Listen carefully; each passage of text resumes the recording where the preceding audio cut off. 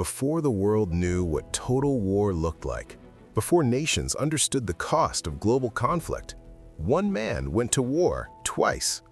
And what he saw in the first war prepared him for something far worse in the second. This is not just a story about survival. It's about what happens when history refuses to let you rest. Stay with me, because by the end of this story, you'll understand why some men never truly come home. In 1914, he was young. Like millions of others, he believed the war would be short, that courage and loyalty would be enough. They weren't. World War I shattered every illusion of glory. The trenches were not battlefields, they were graves waiting to be filled. Mud swallowed boots, artillery erased entire units in seconds. He learned quickly that bravery didn't stop bullets, luck did.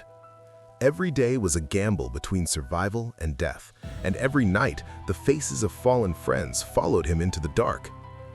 When the war finally ended, the world celebrated peace, but he returned home carrying something heavier than medals: memory. The world promised itself never again, but history has a habit of repeating itself. 20 years later, the drums of war returned, and this time he knew exactly what they meant. When World War II began, he was no longer a boy chasing honor. He was a veteran who understood one brutal truth: this war would be faster, louder, and deadlier than anything before it. The trenches were gone, replaced by tanks, aircraft, and fire raining from the sky. But fear? Fear never changed. Younger soldiers looked at him differently. They saw experience, they saw survival. But what they didn't see were the ghosts he carried from the First War. In World War I, he learned how men die. In World War II, he learned why they fight.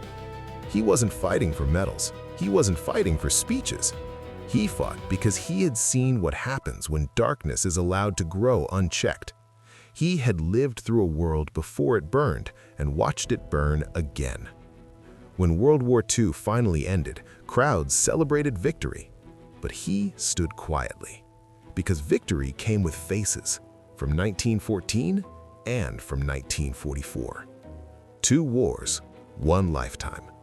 Most men are broken by one, but he carried both, so the rest of the world wouldn't have to. History remembers dates and battles, but men like him remember everything. And that is the true cost of war. And the man who fought in both World War I and World War II had no famous name. He wasn't written into textbooks. He wasn't carved into monuments. He was one of millions. And that is exactly why his story matters. Because history remembers generals, but wars are carried by men like him.